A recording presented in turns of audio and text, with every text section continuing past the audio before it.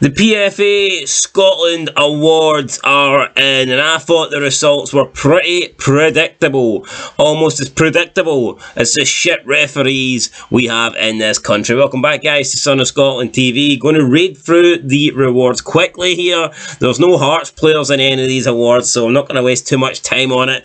Do any Hearts players deserve to be in these awards? Probably not, although I do think Shankland was unlucky to miss out on the team of the year. And I've already made a video on that. It was a couple of videos ago, so you might go and check that out. Then feel free to do so. The front three was Kyogo, Kevin Van Veen and Duke. I feel like it's harsh that Shankland didn't get in there, but Kevin Van Veen has also been great this season. Duke is the one I thought might have made way for Shankland, but again, due to maybe Shankland scoring more penalties than Duke, maybe they levelled it out and they gave it to Duke. I don't know. Let's talk, though, about these awards. So, the Player of the Year. It was nominated. There was Kyogo. There was Hatate. There was Callum McGregor. And last but not least was Motherwell's Kevin Van Veen.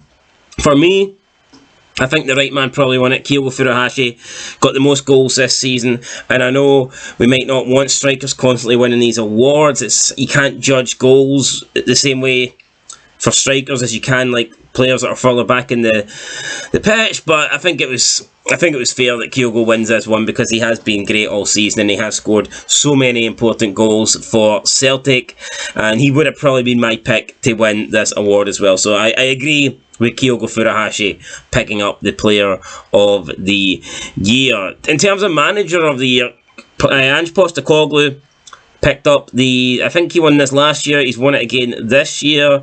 I can't sit here and say he's fortunate to win, of course he's not. He's had a great season, but I also think James McPake has had a really great season, an incredible season at Dunfermline. They were expected to get pushed close to the title by Falkirk, and they made it look easy.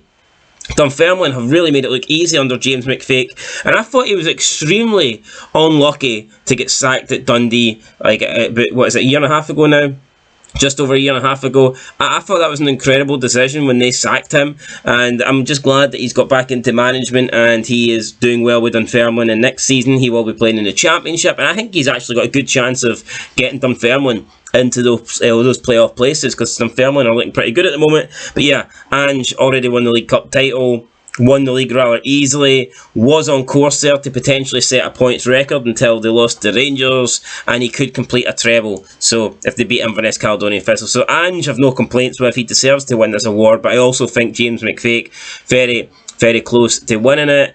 The other managers were Stephen Robinson of St Mirren and the Stirling Albion manager, whose name is completely escaping me right now. But I think the first two choices have got the right two choices. Moving on to the Young Player of the Year, and this is one that they definitely did not get right. This was a shambolic decision. This was almost like the referees. Nah, joke. I think Malik Tillman did deserve to win this award, and I know Celtic fans will have a meltdown, but for me, out of the four people that were nominated, I can't comment too much on Charlie Riley because I'd be lying if I said I've seen any Albion Rovers play in football this season. I haven't seen him play. I haven't seen Albion Rovers play. I haven't seen Albion Rovers for... The last time I seen Albion Rovers, guys, I was playing against them in Football Manager like 5 years ago. That's the last time I seen Albion Rovers. So I can't sit here and say whether Charlie Riley's good or not. But I can sit here and say I think Malik Tillman had better seasons than Matt O'Reilly and Lee Labada. I genuinely believe that. I mean, Malik Tillman's been really, really good for Rangers, and some people are going to judge him based on, a couple of poor games against the Old Firm, against Celtic. But I mean, Celtic players have also played poor against Rangers. If we base it on the last Old Firm game, then Cal McGregor and Hatate should be nowhere fucking near a Team of the Year or a Player of the Year nomination. So yeah, we can't just base someone based on a couple of performances against Celtic, right? I think over the course of the season, Malik Tillman has been fantastic for Rangers. Remember that goal he scored against Motherwell? He was getting called Lionel Tillman there for a long time. I think it's fair. I think Malik Tillman deserved to win this award based on the players that were nominated. Has anyone been better than Malik Tillman? Well, that's not what I'm here to discuss. But based on the four players that we've seen in this shortlist, I think he edged it. Taking Charlie Riley aside, I believe he was better than O'Reilly. I think O'Reilly's had an average season.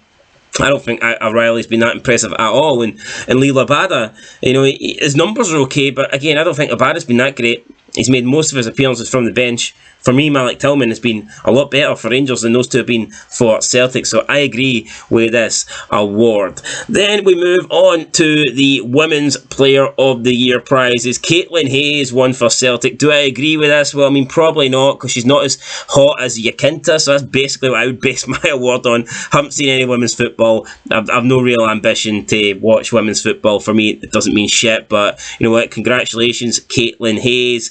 And in the Young Player Women's of the Award, whatever you want to call it, the Young Women of the Year, Emma Watson for Rangers won that. So we got a couple of Rangers players winning awards, but it was mainly dominated by Celtic, and Celtic's Jota won the goal of the season for his chip against Rangers.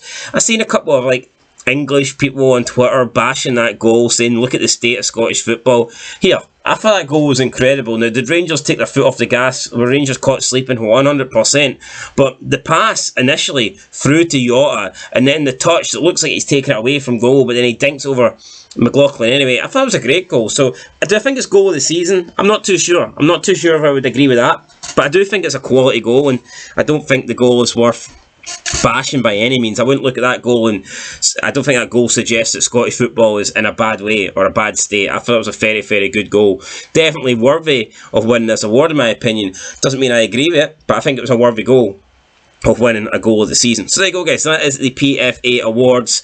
I've no real complaints. I thought it was predictable. Everyone who won, women aside, I don't follow it, but everyone who won the male awards, I thought would win. I didn't really put too much thought into the goal of the season, but again, I have no complaints. I think it was a goal worthy of winning goal of the season, so fair play to Jota for that. I mean, who knows? Maybe these awards, though, should be delayed until after the Scottish Cup. What if everyone else pull off a massive upset? Maybe they should have some people nominated for these awards, but they do it early for whatever reason. That's it, guys. I'll catch you in the next one. Let me know your thoughts down below. Do you think the right people won these awards? If not, who do you think should have won these awards? I'll catch you next time, guys. Till then, though, peace.